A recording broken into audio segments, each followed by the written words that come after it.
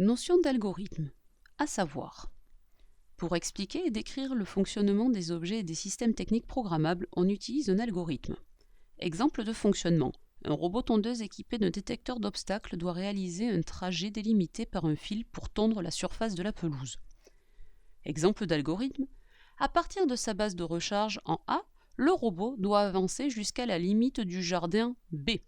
Dès qu'il détecte le fil, il effectue un demi-tour et se décale de la largeur de la lame. Il reprend sa course pour couvrir l'ensemble du jardin jusqu'à D. Le robot doit rejoindre sa base dès que la limite de la batterie est atteinte ou dès qu'il a balayé tout le jardin D. Exemple d'algorithme. Le radar de vitesse automatique prend une photo à chaque détection d'un véhicule s'il a une vitesse supérieure à 80 km/h. Puis celle-ci est envoyée aux centrales de gestion pour reconnaissance de plaques minéralogiques et édition d'un procès-verbal. La création d'un algorithme est en général la première étape à réaliser en vue de programmer des systèmes automatiques. Il utilise le langage naturel pour décrire les différentes actions que va faire le système. À savoir faire. Pour rédiger un algorithme, on repère tous les composants du système programmable, puis on identifie toutes les étapes de fonctionnement pour enfin les rédiger en langage naturel. On repère tous les composants du système programmable. Dans notre cas, on va repérer l'ensemble des capteurs actionneurs. On identifie toutes les étapes de fonctionnement pour enfin les rédiger en langage naturel afin de structurer un programme à l'aide d'un logiciel.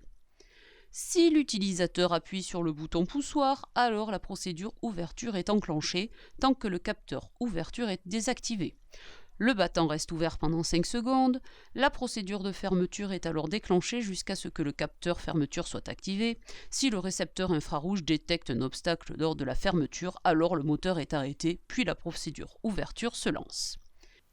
Grâce à cet algorithme, on va pouvoir créer un programme par bloc avec un logiciel type Blockly, Scratch, etc.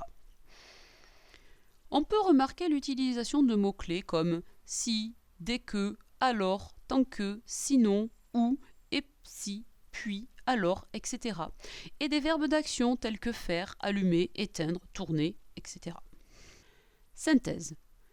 Pour expliquer et décrire le fonctionnement des objets et des systèmes techniques programmables, on utilise un algorithme. Ce texte simple et ordonné va permettre de comprendre le fonctionnement d'un objet technique et pourra aussi servir de base à la programmation.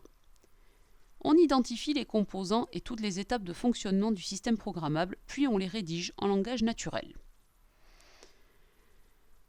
Dans le cas d'un feu tricolore, on va obtenir l'algorithme suivant. Si un piéton appuie sur l'appel piéton, alors le feu du carrefour passe à l'orange, puis au rouge. Si le feu est rouge, le feu piéton affiche vert. Si 30 secondes se sont écoulées, le feu piéton passe au rouge, et après 2 secondes, le feu de carrefour affiche vert, puis on recommence. À retenir. On appelle algorithme une suite d'opérations simples écrites dans un ordre précis que le système devra exécuter. Il est rédigé dans un langage naturel, sans utilisation de logiciel, avec des verbes d'action et des conditions avec des mots-clés comme si, alors, sinon, etc.